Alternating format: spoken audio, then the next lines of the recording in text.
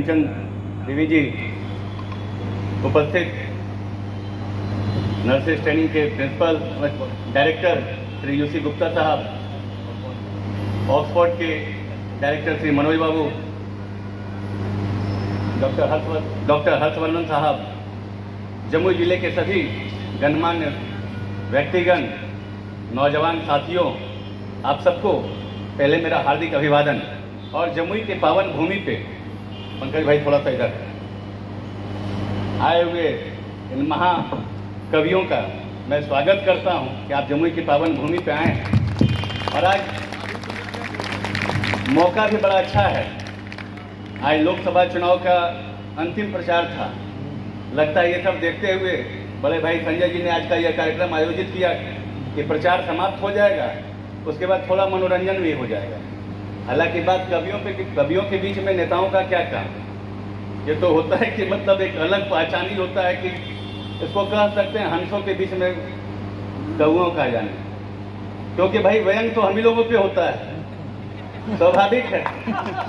इसलिए इस कार्यक्रम में हम मंच से उतरने के बाद हम चल ही पड़ेंगे, बाकी तो हम रिकॉर्डिंग ही देखेंगे यहाँ, क्योंकि भाई कवियों को टीवी पे और मोबाइल में ही देखना अच्छा रहता है। सामने से देखिएगा तो वहाँ पर लुट भी जाइएगा, पिट भी जाइएगा, तो छोड़ते नहीं।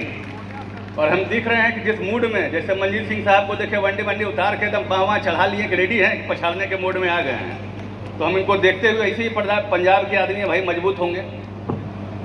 हम लोग इनको देख के समझ में आ रहा है कि किस मूड में हैं और इनका मूड क्या है। हालांकि हम लोग बता दें कि भाई व्यंग करने के लिए सिर्फ नेता लोग ही नहीं होते, समाज में बहुत लोग होते हैं, लेकिन नेताओं पे और खास करके बुरा नहीं माना जाएगा मंजीत भाई साहब, सरदारों पे अगर व्यंग ना कसा जाए, तंज ना कसा जाए, तो फिर ये प्रोग्राम भी अधूरा रह जाता है, क्योंकि सारा व्यंग और मनोरंजन तो इन्हीं के बीच में होता है। तो इसलिए अभी हम आपके बीच में और मनोरंजन के बीच में दीवार नहीं बनना चाहेंगे। हम बस अपनी वाणी को विराम देते हैं और एक बार फिर से हम लोग चाहेंगे कि आप हम लोगों का मनोरंजन, पूरे जमुई जिले वासियों का मनोरंजन कीजिए, ताकि हम लोग भी मोबाइल में देख के आपको थोड़ा सा अंदर से गुदगुदाएं, हंसें और खुश हो जाएं। धन्यवाद। लूट के वो उड़ गए विदेश, कुछ मुर्गी चोरों को यहाँ पे जेल हो गई, कुछ मुर्गी चोरों को। और सुनिए आप, ऐसा आप थक जाओगे मेरे ख्याल से, आपका डील डोल भी ऐसा ही है, झेल नहीं पाएगा, झटका बैठ जाओ आराम से। एक बार जोरदार ताली इनके लिए बजा दीजिए। बहुत मेहनत कर ली, पसीनों पसीने हो गए, मौसम में ठंडक आ गई, लेकिन पसीना आपका नहीं सूख पाया है। और देखिए आप एक रचना सुनिए, भी चुनाव होके हटे हैं कि ग्राहक ने 500 का नोट दुकानदार की ओर बढ़ाया।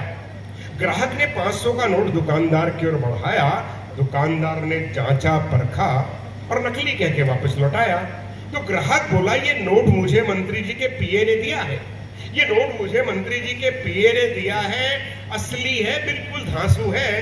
दुकानदार बोला, आरबीआई और धागा तो ठीक है, लेकिन इस नोट में गांधी जी की आंखों में आंसू है, लेकिन इस नोट में गांधी जी की आंखों में आंसू है। तो ग्राहक बोला, तुम ठीक कह रहे हो, तुम ठीक कहते हो, प्रजातंत्र के आकाश में काले बादल घिर रहे हैं, ये नोट मुझे वोट देने के बदले में मिला है, शायद इसीलिए गांधी जी की आंखों से आंसू गिर रहे हैं, शायद इसीलिए। बहुत अच्छे, वाह वाह वाह, बहुत बढ़िया तरीके से आपने व्यंग सुना। और एक व्यंग सुनिए, बहुत आपको मजा आएगा, छोटा सा व्यंग, कि ठेकेदार ने पुल नहर की बजाय नक्शे पर बनाया।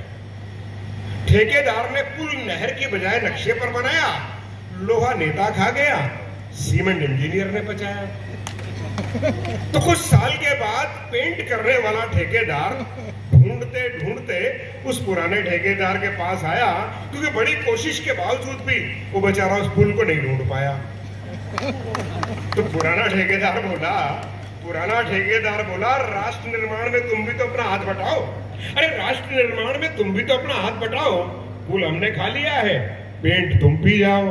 पुल हमने खा लिया है, पेंट तुम भी जाओ।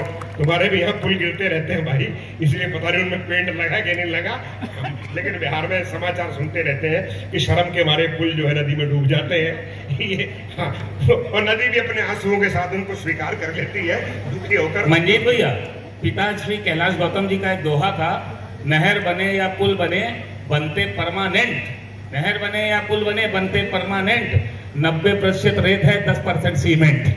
जोरदार तालियां। हाँ भाई, नहर बने या पुल बने बनते परमानेंट, और जो उनमें डूबते उनके लगे हैं टेंट। उनके लिए ये भाई स्थितियां हैं। और देखें आप के देखिए, मेरी मातृभाषा पंजाबी है, मैं एमए अंग्रेजी किया, मैंने जिला शिक्षा अधिकारी के पद से रिटायर हुआ, और मेरे लिखने की भाषा हिंदी है। मैं बात करता हूं, मेरे सोचने की लिखने की भाषा हिंदी है। जब मैं किसी हिंदी भाषी को हिंदी में बात करते देखता हूं, मुझे बड़ा अच्छा लगता है। जैसे हमारे मोदी जी अच्छा संयुक्त राष्ट्र संघ हो, चाहे कोई विदेशी हो, सबसे हिंदी में बात करते हैं। अच्छा, उन्होंने बताया कि उन्होंने हिंदी सीखी कैसे। मोदी जी ने बताया कि मैं चाय बेचते बेचते हिंदी सीख गया। आपको पता होगा, आपके संज्ञान में होगा, आपने पढ़ा होगा, सुना होगा, मैं चाय बेचते बेचते हिंदी सीख गया। भाई इसमें क्या खास बात है, आधा पंजाब दारू पी पी के अंग्रेजी सीख गया। तालियां वालियां बजाओ, क्या बात है। और भगवंत सिंह तो दारू पी के वहां जो है जर्मनी के हवाई अड्डे पर भी जो अंग्रेजी बोल रहा था, जहां किसी को कुछ समझ नहीं आ रही थी। अच्छा, 2014 में भारतीय जनता पार्टी के कार्यकर्ताओं ने नमो टी स्टॉल करके चाय बेच पिलाई खूब, कि मोदी जी के सम्मान में चाय पीजिए, मोदी जी कभी चाय बेचा करते थे। तो शराबी पड़ा हुआ था परले किनारे पे, वो बोला ये मोदी जी अगर 7-8 दिन किसी शराब के ठेके पे भी काम कर लेते तो इनका क्या बिगड़ जाना था। ये देखिए, यही एक बड़ा कवि होता है, जो चीज आपको मिल नहीं रही शब्दों से उसका सुख दे रहा है। जोरदार तालियां बजाएं मंडी जी के लिए। फालतू की बात कर रहे हैं, जमुई है ये, इधर झारखंड है। बावड़े जीने के लिए लोग बिहार में आते हैं, पीने के लिए झारखंड में जाते हैं। ज्ञान की कमी का, ज्ञान का अभाव है, इस वजह से चक्कर है। बोले ये है वो है, भैया सारी चीजों को जान दे रही हूँ मैं भाई की कलाई पे जो रक्षा अनुबंध बांधे, भाई की कलाई पे जो रक्षा अनुबंध बांधे, उनमें धधकती जो आग दे रही हूँ मैं, उनमें धधकती जो आग दे रही हूँ मैं। अपनी गृहस्थियों में जोड़ते सभी परंतु, अपनी गृहस्थियों में जोड़ते सभी परंतु, पत्नी ये बोली आज भाग दे रही हूँ मैं, पत्नी ये बोली आज भाग दे रही हूँ मैं। देश के तिरंगे तेरा रंग धुंधला पड़े ना, देश के तिरंगे तेरा रंग धुंधला पड़े ना, इसीलिए अपना सुहाग दे रही हूं मैं, इसीलिए अपना सुहाग दे रही हूं मैं, इसीलिए। अभी तक का कार्यपाठ आपको कैसा लगा? एक बार आप आगे से लेकर पीछे तक आशीर्वाद की तालियां मुझ तक पहुंचाए। मैं अंतिम 8 पंक्तियां पढ़ करके अपना स्थान लेता हूं। इस देश में धारा 370 हटाई गई तो पूर्व मुख्यमंत्री जी जम्मू कश्मीर, उनका स्टेटमेंट आया कि अगर धारा 370 के साथ कोई छेड़छाड़ हुई तो पूरे देश में तिरंगा उठाने के लिए हाथ सलामत नहीं रहेंगे। धारा 370 हट गई। इस देश की नौजवान पीढ़ी ने पूर्व मुख्यमंत्री जी के बयान को इतनी गंभीरता से लिया कि जितनी छेड़छाड़ इस देश में धारा 370 के साथ नहीं हुई, उससे ज्यादा महबूबा मुफ्ती जी के साथ हो गई।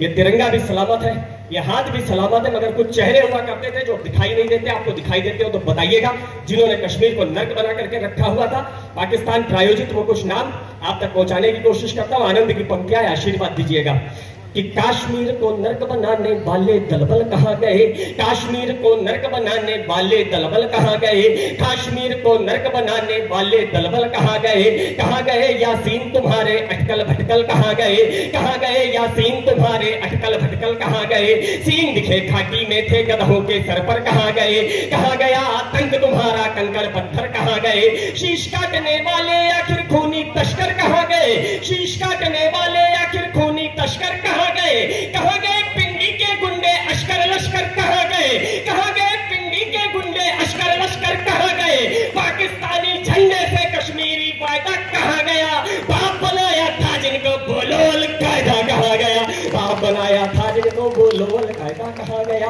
बाप बनाया था जिनको बोलोल कायदा कहां गया। और तमाम प्रकार के लोग, ISIS के लोग आकर के हिंदुस्तान में पराजित हो गए। हिंदुस्तान का रूल